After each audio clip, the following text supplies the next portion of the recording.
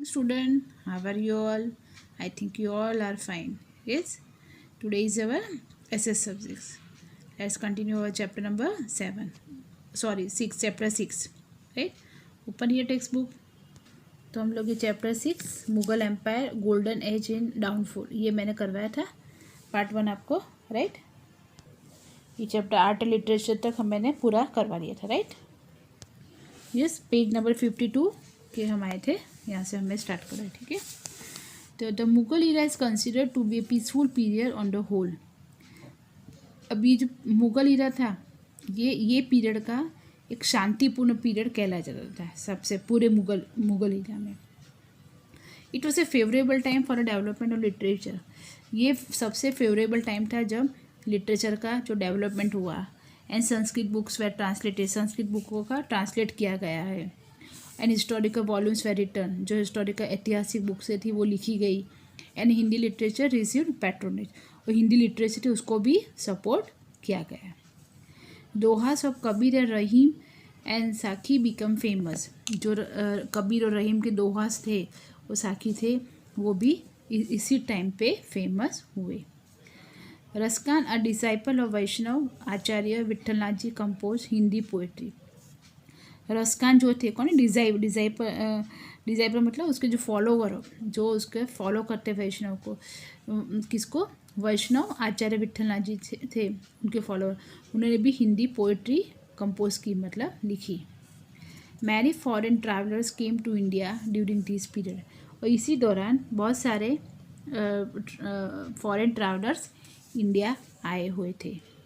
They have described the state administrative system and the common life of the people in their travelogues.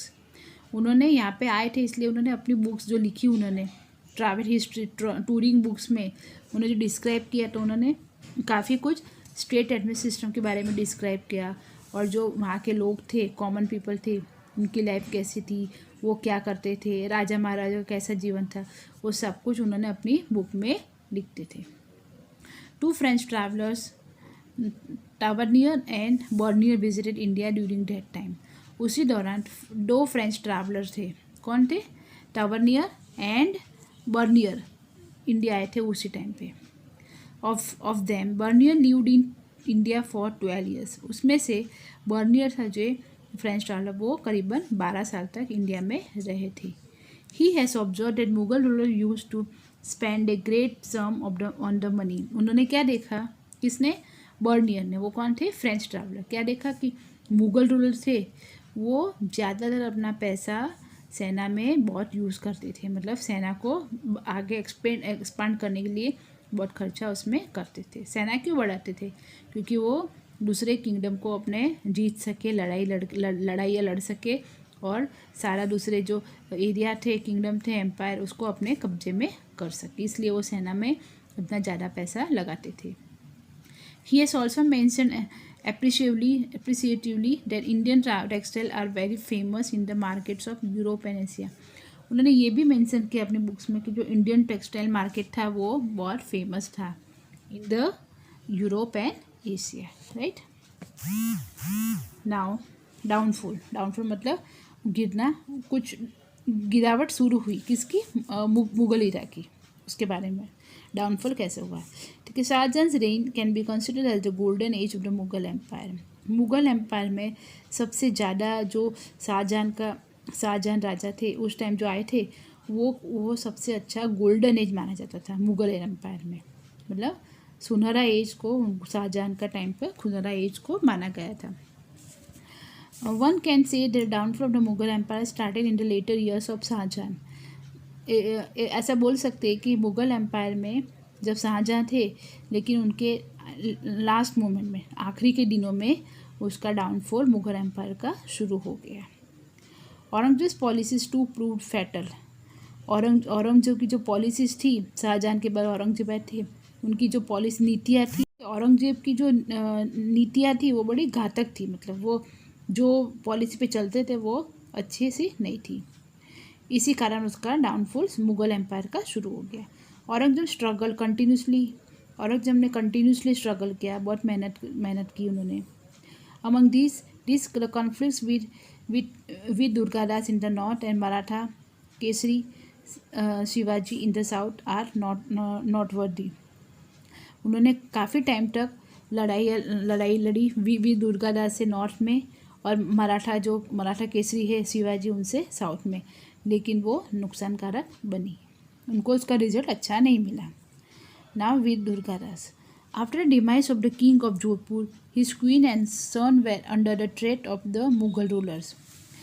Jodhpur के राजा जो थे, उनके demise, उनकी डेथ के बाद उनकी रानी और उनके बेटे थे, वो मुग़ल रूलर की अंडर धमकियों के ऊपर वो थे, मतलब उनका राज तो नहीं था, लेकिन वो धमकाते थे उनको।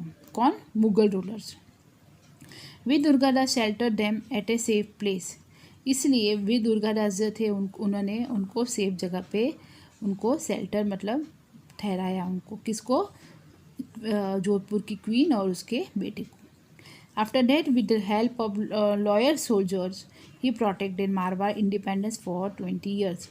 और वीर दुर्गादास ने ही अपने ईमानदार सोल्जर्स की हेल्प से मारवाड़ को 25 साल तक उसको इंडिपेंडेंट रखा और उसका प्रोटेक्ट किया।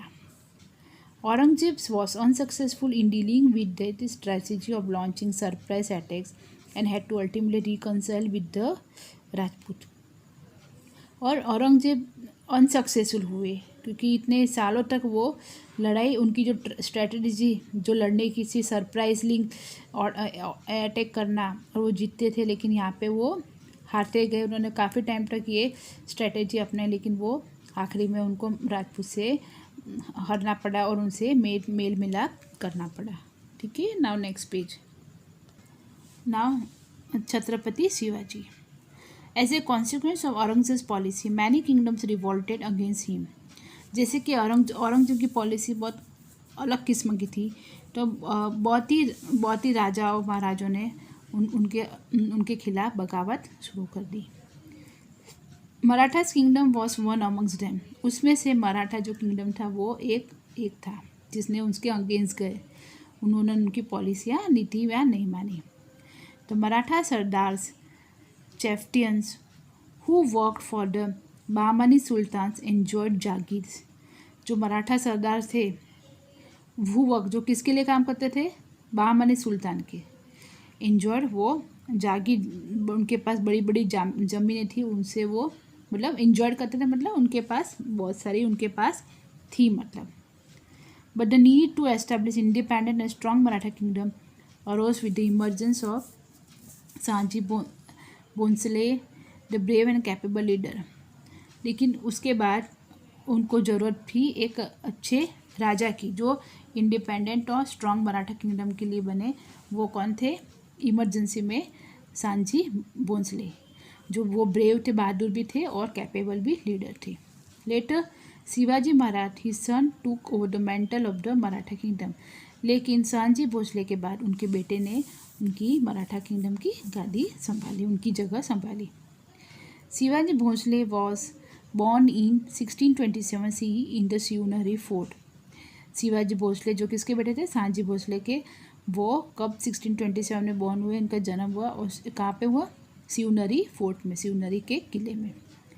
ही was raised by his mother Jijabai and mentor Dadoji Konddev. वो कैसे बड़े हुए? उनकी मतलब उन्होंने उनकी माँ मदर थी जीजाबाई, उन्होंने संभाला, और उनके जो मेंटर थे दादोजी कोंडदेव ने, उनके जो संभालने वाले थे, वो उन्होंने उनको अच्छे से बड़े किया।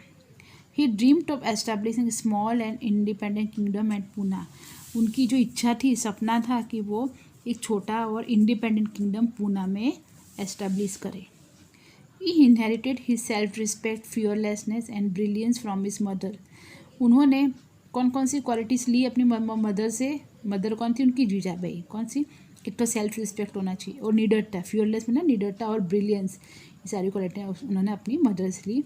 And learn the intricacies of administrative policy from his grandfather से उन्होंने किस तरह से स्टेट को संभालना, एडमिनिस्ट्रेटिव पॉलिसी, वो सब कुछ उन्होंने उनकी ग्रैंडफादर से सीखा। He was fortunate enough to have a good friend like Tanaji. और अच्छी किस्मत से उनको एक फ्रेंड भी मिले, कौन थे उनका फ्रेंड का नाम थे Tanaji. Gradually he expanded his army and at the tender as of 16 he started capturing forts. उन्होंने बहुत कम उम्र में एट द एज ऑफ 16 छोटी सी उम्र में अपनी सेना को एक्सपांड कर दिया, मतलब बढ़ा दी, और उन्होंने किलों को कैप्चर करना शुरू कर दिया। फोर्ट्स मतलब किले, Torna, Chakan, Sinhagad, Purandar were some of the forts capture by, ये सारे जो फोर्ट्स थे उन्होंने उसमें उनको कैप्चर कर लिया था। Shivaji was coronated in 1674 CE after several confrontations with the sultans of Bijapur and the Mughals of Delhi. In 1674 CE में कॉरोनेटेड मतलब उनको राज तिलक किया गया। किसका? शिवाजी का। अब आफ्टर सेवरल बहुत सारी लड़ाइयाँ लड़ने के बाद किससे सुल्तान ऑफ बीजापुर और Mughals of Delhi. He work hard to establish smooth and efficient administrative system. उन्होंने बहुत मेहनत की एक अच्छा सा स्मूथ और एफिशिएंट एडमिनिस्ट्रेटिव बनाने के लिए।